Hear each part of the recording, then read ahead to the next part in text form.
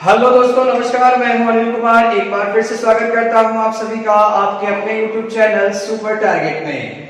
दोस्तों, math first के अंतर्गत मैंने आपको साझा या पार्टनरशिप का पार्ट 1 से लेकर पार्ट 4 तक का वीडियो दे दिया है, जिसमें मैंने काफी अच्छे ढंग की सवालें, बेसिक टू हार्ड सवालें बताई है।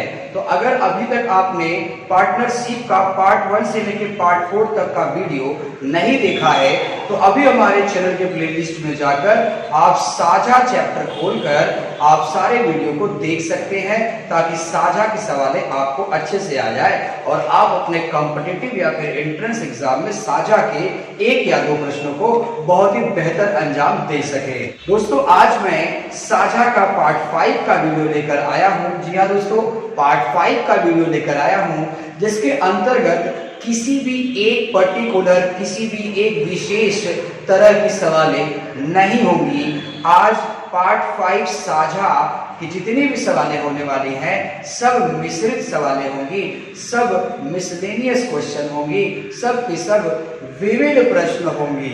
यानी अगले क्वेश्चन का पिछले क्वेश्चन से कोई संबंध नहीं होगा।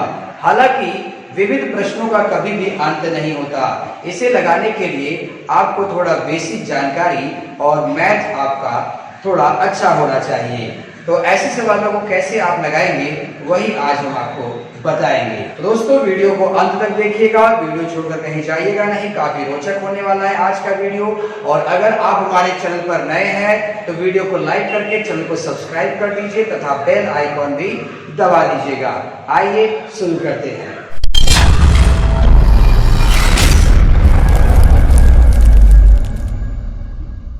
साझा विविध प्रश्नों के अंतर्गत पहला प्रश्न स्क्रीन पर आ चुका है। आइए देखा जाए। प्रश्न है, एक साझा में मतलब एक पार्टनरशिप में ए तथा बी को 3:5 के अनुपात में लाभ प्राप्त हुआ। यानी ए ने कुछ पैसे लगाए होंगे, बी ने कुछ पैसे लगाए होंगे, व्यापार में साझा हुआ होगा और समय के अंत में ए और बी को जो लाभ मिला वो 3:5 के अनुपात में प्राप्त हुआ। तो यदि बी ने 80,000 रुपए 12 महीने तक लगाए हों तो ए ने 72,000 रुपए कितने महीने तक लगाए। हालांकि समय पूछा है और पूंजी भी दिया है। तो दोस्तों, मैंने आपको बताया था कि पूंजी का अनुपात बराबर लाभ का अनुपात या लाभ का अनुपात बराबर पूंजी का अनुपात। लेकिन मैंने ये भी आपको बताया था, क्योंकि मैं पार्ट 1 से पार्ट 4 तक का आपको जानकारी दिया हूं वीडियो में। मैंने कहा था कि जहां पूंजी लिखिएगा वहीं पर बंदे के समय से गुणा भी करिएगा। जैसे ए है, बी है, तो ए तथा बी में 3:5 के अनुपात में लाभ प्राप्त हुआ, तो वो तो लाभ हो गया। हमें पहले पूंजी लिखना है। तो बी ने 80,000 रुपए 12 महीने के लगाया, यानी बी का पूंजी कितना है 80,000 रुपए। अब बी का समय कितना है 12 महीने। फिर ए ने 72,000 रुपए लगाए, तो ए का समय कितना है 72,000। अब कितने समय के लगाया हमें नहीं पता, हमने कह दिया टी समय के लिए लगाया, टी समय के लिए लगाया। अब बराबर लाभ का अनुपात, लाभ का अनुपात में ए और बी के लाभों के बीच में कितना अनुपात है 3:5 का। अब अगर कटने लायक है तो इसे काट दीजिए। देखिए 3 0 3 0 कट गया। 12 से काटिए, 12 कम 12, 12 6 72। अब ये 6 और 80 भी कट जाएगा। 2 से काटिए, 2 3 2 40, यानी क्या आ गया 3 का गुणा टी में करिए 3t। अब बीच में क्या अनुपात लगाएंगे आप, तो 40 अनुपात 40 बराबर 3:5। अब इसी को बस आपको सॉल्व कर देना। अनुपात समानुपात के वीडियो मैंने आपको बताया था कि जब दो बंदों के बीच में अनुपात लगाओ तो उसे आप बटा में लिख सकते हैं। यानी यहाँ लिख सकते हैं 3t/40 बराबर 3/5। अब देखिए 3 3 कट गया, 5 1 कम 5, 5/40, यानी t बराबर कितना आ गया 8 महीना। दोस्तों, ये सब है। एक बार फिर से वीडियो बैक करके देख लीजिए और आइए अगला सवाल। आइए दोस्तों, दूसरा प्रश्न भी देख लिया जाए। प्रश्न है, एक साझा में पी तथा क्यू को 5:9 के अनुपात में लाभ प्राप्त हुआ। उनकी पूंजियां व्यापार में 5:6 के अनुपात में लगी रही। यदि P का धन 8 महीने तक लगा हो तो Q का धन कितने महीने तक लगा था। बिल्कुल पूंजी के साथ समय का गुणा करना है, दिमाग में रखिए इस बात को। देखिए P और Q दो बंदे हैं। अब P और Q की पूंजियां का अनुपात, ये 5 संबंधी 9 तो लाभ का अनुपात है। उनकी पूंजियां व्यापार में 5 संबंधी 6 के अनुपात में लगी रही, यानी पूंजी का अनुपात कितना हो गया 5 संबंधी 6, और पूंजी के पास ही समय से गुणा होता है। लिखा है P का धन 8 महीने, तो P की पूंजी 5 हिस्सा और समय 8, तो गुणे कर दो 8। Q का धन कितने महीने तक लगा रहा, तो Q का पूंजी 6, समय 3 बराबर P और Q का लाभ। लिखा है पूंजी का अनुपात बराबर लाभ का अनुपात, तो लाभ का अनुपात दिया है 5 संबंधी 9। अब इसी को हल कर लीजिए। आप जानते हैं कि जब अनुपात दिया रहता है तो बटा भी लिख सकते हैं, तो 5 बटे 40 हो गया, अब बटे 6 गुणे टी यानी 6t हो गया बराबर 5 बटे 9। अब इसी को हल कर देना है आपको, आइए हल करें। 5 एक कम 5, 5 बटे 40 हो गया। धीरे धीरे फिर काटिए, देखिए 3 त्रिक का 9, 3 दूना 6, 2 एक कम 2, 2 चौका 8, 4 से फिर 6 गुणा कर दीजिए, यानी टी बराबर कितना आ गया 12 महीना। हो सकता है आपको एक काटने वाला तरीका पसंद न आया हो, आइए मैं दूसरी तरह से काट के दिखाता हूँ आपको। जैसे लिखा क्या था यहाँ पर 40 बटा 6t लिखा था बराबर 5 बटा 9 लिखा। तो जब दो भिन्नों के बीच में बराबर का चिन्ह हो तो तिर्यक गुणा भी कर सकते हैं आप। तो 6t का 5 में गुणा कर दो, 6 पचे 30, 30t हो गया। 9 का 40 में गुणा कर दो, 40 गुणे 9 हो गया। ऐसे तिरछा गुणा कर दिया। t का मान निकालना है तो t बराबर 40 गुणे 9 बटा 30। अब धीरे धीरे काट दो, 0 0 कट गया, 3 त्रिक का 9 और 3 चौका कितना आ गया 12 महीने। तो अपने अपने तरीके होते हैं दोस्तों, आप ऐसे भी काट सकते हैं, ऐसे भी काट सकते हैं। आइए अगला प्रश्न देखें। आइए दोस्तों आज का तीसरा प्रश्न भी देख लिया जाए। प्रश्न है ए ने 45,000 रुपए लगाकर एक व्यापार आरंभ किया। कुछ महीने के बाद बी ने 30,000 रुपए लगाकर शामिल हो गया। यानी कि ए व्यापार शुरू कर रहा है 45,000 रुपए लगाकर, तो कुछ महीने के बाद बी 30,000 रुपया लगाकर व्यापार में शामिल हो गया। वर्ष के अंत में दोनों को जो भी लाभ हुआ उसके बीच में अनुपात 2 संबंधी 1 का रहा। तो बताओ बी व्यापार में कब शामिल हुआ था। यहाँ पर भी समय ही पूछा गया है, लेकिन वो कब शामिल हुआ ये पूछा गया है। कोई बात नहीं, आइए पहले आप बंदे का नाम लिख लो ए और बी। ए व्यापार में कितना पैसा लगाया है 45,000 रुपया। बी का भी रुके रहिए क्योंकि बी बाद में आया है, लिखा है ना कुछ महीने के बाद बी 30,000 रुपया लेकर शामिल हुआ है। तो बी बहुत तो बाद में आया है, लेकिन शुरू से तो ए ही था। तो ए अगर 45,000 रुपया लगाकर व्यापार शुरू किया है तो कब तक व्यापार करेगा, लिखा है ना वर्ष के अंत में, यानी 12 महीने तक ये पूरा व्यापार करेगा। ठीक है, तो बी बाद कुछ समय बाद आया। जैसे मान लो अगर मैं यहाँ लिखता कि बी बाद 4 महीने बाद है, लिखा नहीं है, मान लो यहाँ लिखा होता कि बी बाद 4 महीने के बाद व्यापार में आया।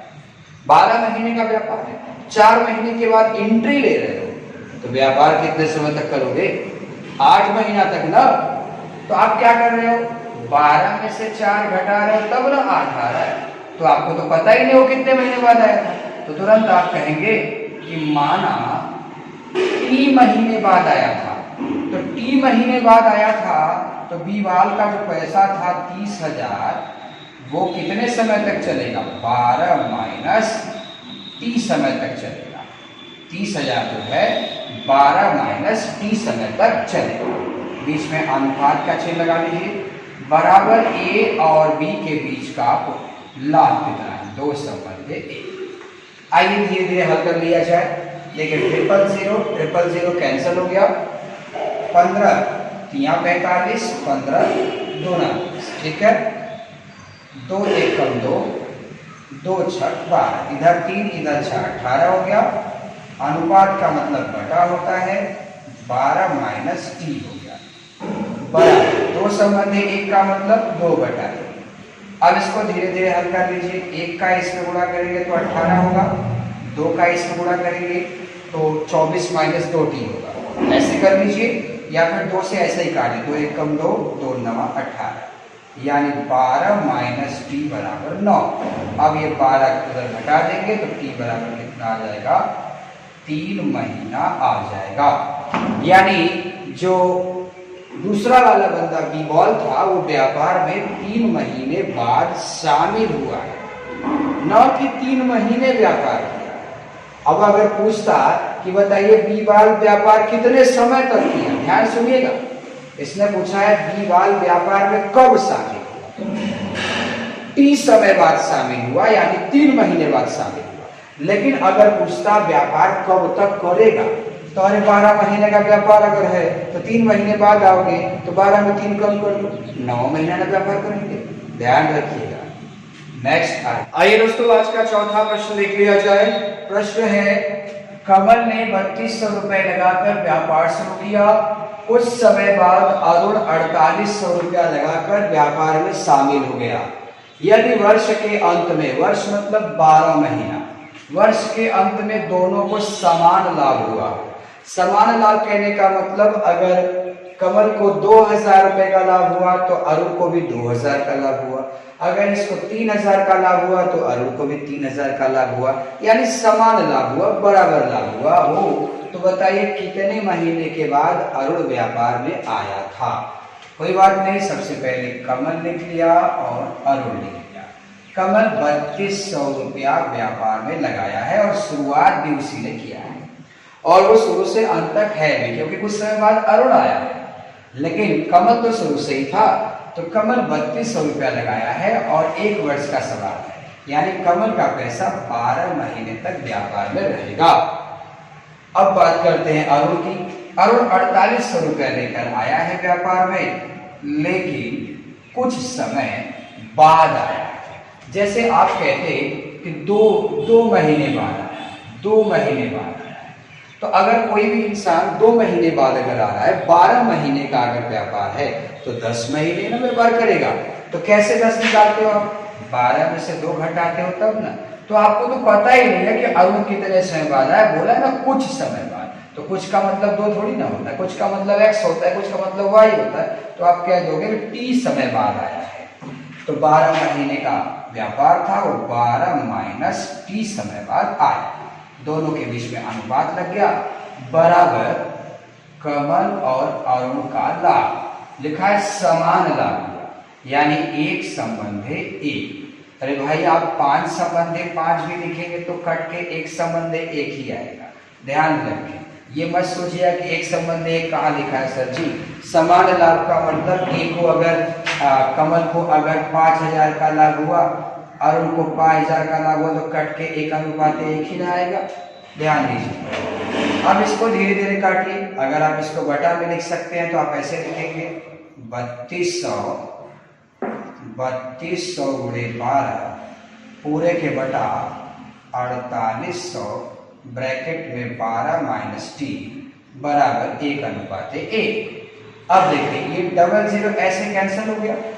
अब 16 का पहाड़ा पढ़िए, 16 या 48, 16 दूना 32, 3 का पहाड़ा पढ़िए, 3 चौका 12, तो ये 2 चौका तो 8 हो गया, 8 का 1 में गुणा कर दो 8 आएगा, और इसका 13 गुणा कर दो, यानी कि 12 माइनस टी बराबर 2 चौका 8।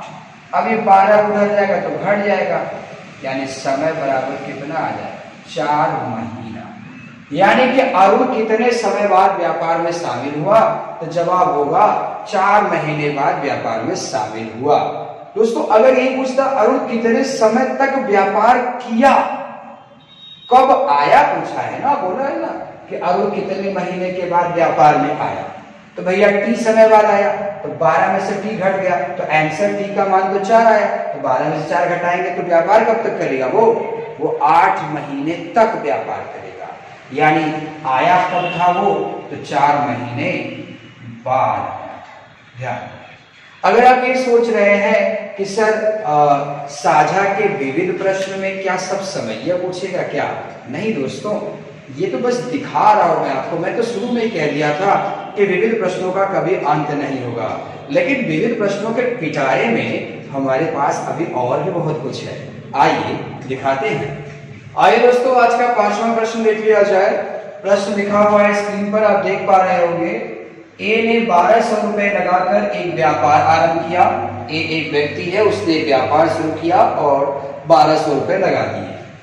बी तथा सी असमान पूंजी लगाकर क्रमशः 3 महीने 6 महीने बाद व्यापार में शामिल हो गए। प्रश्न कहना चाहता है कि पूरे व्यापार में 3 बंदे हैं, ए बी सी, लेकिन सबसे पहले ए व्यापार शुरू किया है 1200 रुपए से। ध्यान दीजिएगा, सबसे पहले ए ने व्यापार शुरू किया है 1200 रुपए से। तो ए जो है व्यापार करेगा टोटल 12 महीना, लेकिन बी और सी जो है वो कुछ समय बाद आया है और कितना पैसा लेकर आया है? असमान पूंजी, यानी बी का अलग पैसा है, सी का अलग पैसा है। तो अगर मान लिया मैंने बी का x पैसा है तो बी का कितना रुपया होगा? y रुपया होगा। असमान मतलब दोनों का अलग अलग हो गया, ठीक है। क्रमशः 3 महीने बाद, जैसे बी वाला आया 3 महीने बाद, तो 12 महीने का व्यापार है, 3 महीने बाद आओगे तो बी वाला कब तक व्यापार में रहेगा? 9 महीने, पूंजी गुणे सन। 80 जो है 6 महीने बाद है, तो व्यापार 12 महीने का है, 6 महीने बाद आएंगे तो व्यापार का पूरा करेंगे, बात करते हैं। तो भाई साहब सी अगर y पूंजी लेकर आया है 6 महीने बाद, तो 6 महीने तक व्यापार करेगा, 6 महीने के बाद व्यापार करेगा। अब बराबर देखिए, करा लाभ का अनुपात, यानी ए बी सी के लाभ का अनुपात है 2:3:5। तो यहाँ भी तो अनुपात लगेगा। ऊपर देख लो, लिखा है कि पूंजी का अनुपात बराबर लाभ का अनुपात। सवाल के लास्ट में पूछा है बी का पूंजी बताओ। बी का पूंजी मतलब x का मान बताओ। अगर a और b को एक साथ मैं ले लूं, a और b को एक साथ ले लूं तो मेरा b का पूंजी आ सकता है। कैसे? देखिए, अनुपात लगा है तो बटा भी लिख सकते हैं, 1200 गुणे 12 बटा x का 9 में गुणा करिए, 9x बराबर 2:3 मतलब 2/3। अब इसी को धीरे धीरे पहले काट दीजिए। अब इसके बाद डिपेंड करता है कि आप कितने अच्छे काटने वाले हैं, कितने अच्छे कैलकुलेशन करने वाले हैं। अगर आप ऊपर से 2 काटना चाहें, 2 से काटना चाहें तो काट सकते हैं, 3 से काटना चाहें तो भी काट सकते हैं, या फिर तिरछा गुणा करके लगाना चाहें तो भी आप लगा सकते हैं। जैसे अगर आप तिरछा गुणा करना चाहते हैं तो 9 का 2 में करेंगे तो 9 दूना 18x हो जाएगा। 3 का इसमें करेंगे तो 1200 गुणे 12 गुणे 3 हो जाएगा। x का मान चाहिए तो 1200 गुणे 12 गुणे 3/18। अब इसी को हल कर लीजिए। 3 से काटिए, 3 छक 18, 6 से काटिए, 6 दूना 12, अब 12 दूना कितना आ गया? 2400। यानी x का मान कितना आया? 2400 आ गया। बी वॉल ने कितना पूंजी लगाया था? 2400 लगाया था, 9 महीने के लिए लगाया था। तो अगर बी वॉल का मान अगर आप रख देंगे तो सी का भी मान आ जाएगा, या फिर अगर आप बी वॉल का मान नहीं भी रखेंगे तो ए और सी का तुलना करेंगे बाएं पक्ष में, इधर से ए और सी का तुलना करेंगे दाहिने पक्ष में, तो आपको सी का भी कैश मिल जाएगा। एक बार वीडियो बैक करके फिर से देख लीजिएगा, आपको बेहतर समझ में आ जाएगा। आइए दोस्तों, छठा प्रश्न देख लिया जाए। प्रश्न लिखा है एबीसी एक कंपनी में हिस्सेदार है, यानी कि एबीसी है कोई कंपनी साझा करके खोले हैं, इसके लिए तीनों उसमें हिस्सेदार है। ए को लाभ का 1/3 भाग मिला, टोटल लाभ जितना भी हुआ था उसमें 1/3 1/3 भाग ए ले लिया। बी को 1/4 भाग मिला, यानी टोटल जितना भी लाभ हुआ था उसका 1/4 लाभ बी ने ले लिया।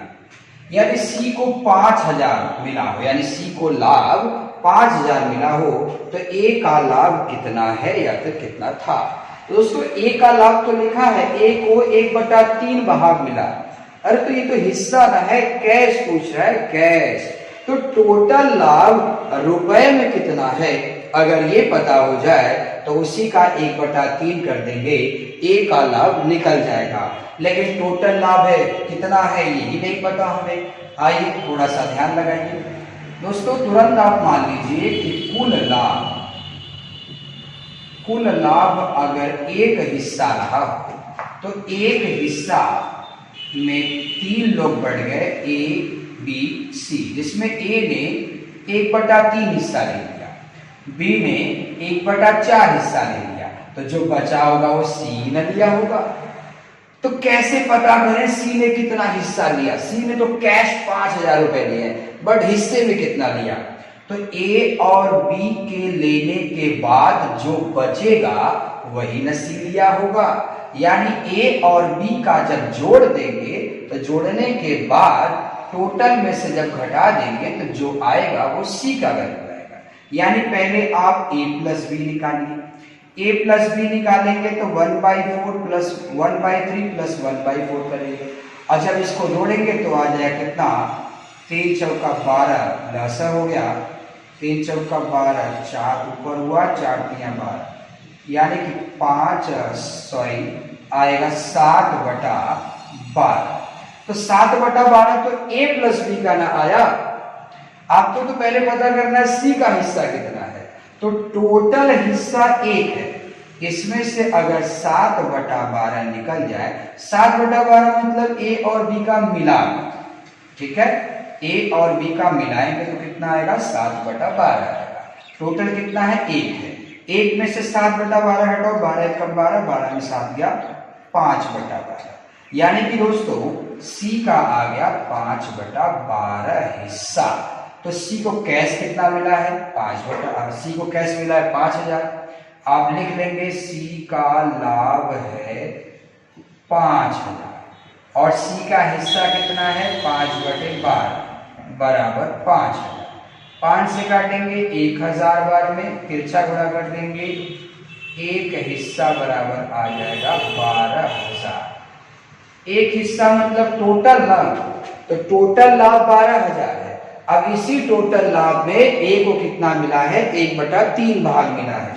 आपसे पूछा है ए का लाभ बताओ, तो बस ए का लाभ बराबर 12,000 का कितना? 1/3, हल कर देंगे, आ जाएगा 4,000 रुपया। जी हाँ दोस्तों, एक बार और अच्छे से देख लीजिए वीडियो बैक करके, आपको और बेटर समझ में आ जाएगा। आइए अगले सवाल की तरफ। आइए दोस्तों, आज के टॉपिक का 7वां प्रश्न देख लिया जाए। प्रश्न है, 2 साझेदार व्यापार में क्रमशः 12,500 तथा 8,500 रुपए लगाते हैं, यदि लाभ में एक को दूसरे की अपेक्षा 300 रुपया अधिक मिलता है। एक को दूसरे की अपेक्षा कहने का मतलब पहले बंदे को दूसरे के मुकाबले 300 ज्यादा प्रॉफिट होता है। तो कुल लाभ कितना था? भाई कुल लाभ कितना था, या एक का या दूसरे का लाभ कितना था? भाई जितना हिस्सा लगाएंगे उतना हिस्सा कमाएंगे। यानी कि पहले पूंजी का तो हिस्सा पता कर लें। ये पहला बंदा है, ये दूसरा बंदा है।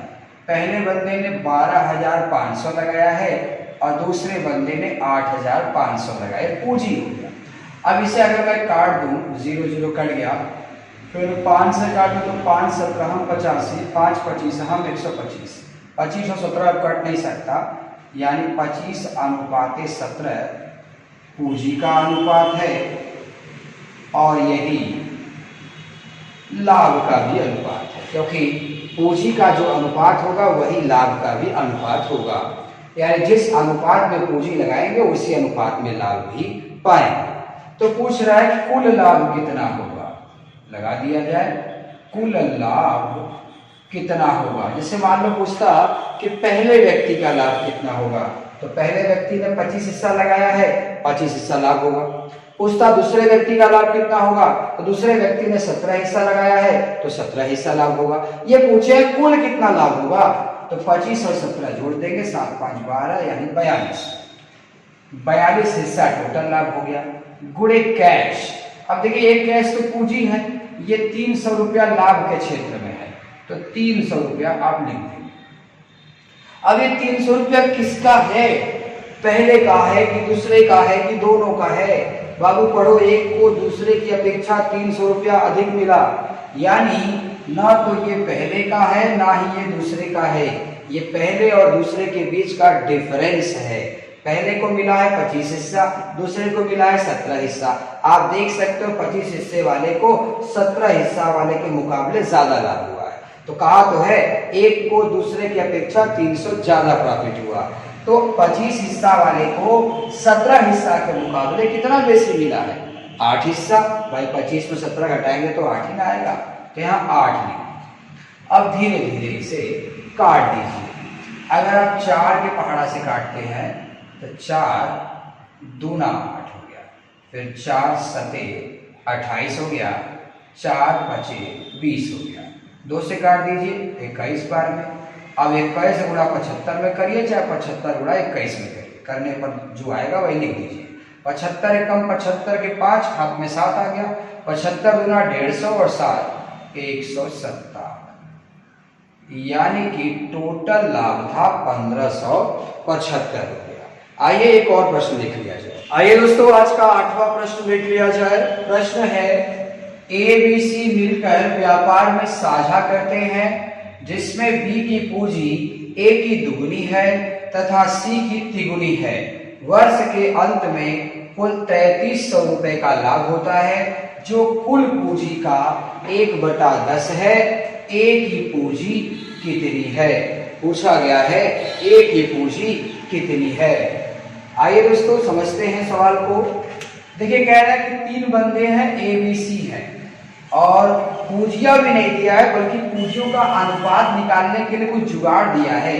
बोला बी की पूंजी ए का दुगुना, मतलब दुगुना तिगुना का कुछ बात किया है। तो अगर हम इस लाइन को थोड़ा सा छेड़छाड़ करें रफ पर ले जाकर तो हमें अनुपात मिल सकता है, वो भी उनके पूंजियों का अनुपात। क्योंकि हमसे पूंजी पूछ रहा है तो पूंजी का बंटवारा करने के लिए पूंजी का ही तो अनुपात चाहिए। आइए और टोटल लाभ दे दिया है।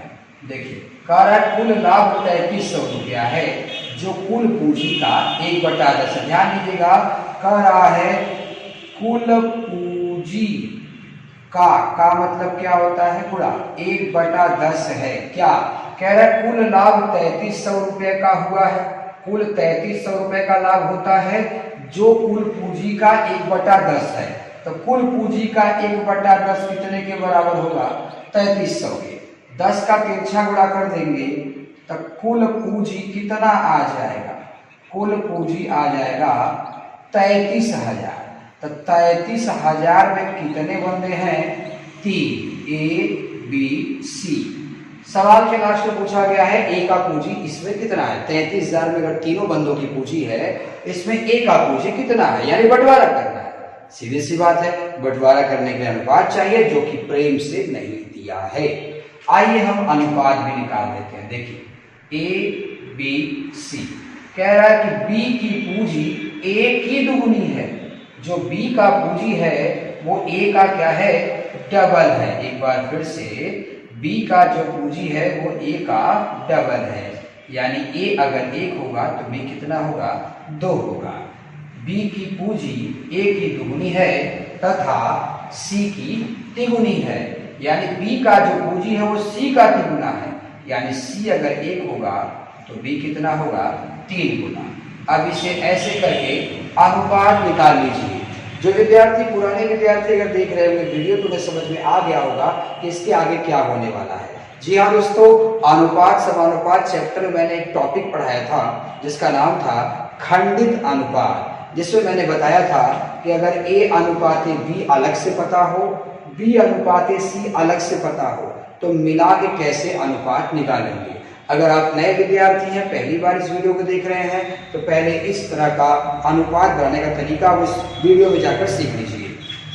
अब देखिए यहाँ खाली है, इस 3 को खींच देंगे, इधर भी खाली है, 2 खींचने गुणा करेंगे। 1 का 3 में करिए 3, 2 का 3 में करिए 6, यहाँ 2 हो गए, यानी कि उनके पूंजियों का अनुपात क्या आ गया?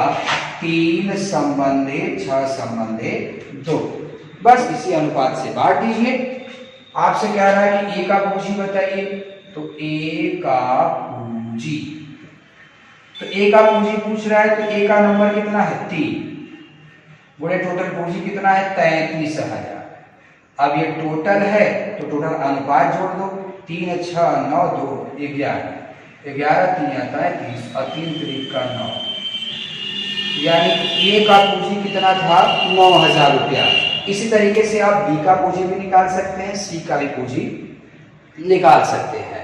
तो दोस्तों साझा पार्ट 5 विविध प्रश्नों का पिटारा के अंतर्गत जितनी भी सवालें आपको दिखाई गई वो सब की सब सवालें आपके एग्जाम के लिए बेहद इंपॉर्टेंट है। तो ये सवालें आपको कैसी लगी हमें कमेंट करके जरूर बताइएगा, हमें आपके कमेंट का इंतजार रहेगा। अगर आपको ये सवालें, ये वीडियो अच्छी लगी है तो वीडियो को लाइक कर दीजिए, चैनल को सब्सक्राइब भी कर दीजिए और अपने दूर दूर तक के दोस्तों में भी शेयर कर दीजिए। दोस्तों, आप जितना शेयर करते हैं उतना ही ज्यादा हमें ताकत मिलता है ताकि हम आपके लिए और भी अच्छे अच्छे वीडियो बना सके। मुलाकात फिर होगी एक नए वीडियो के साथ, तब तक के लिए नमस्कार।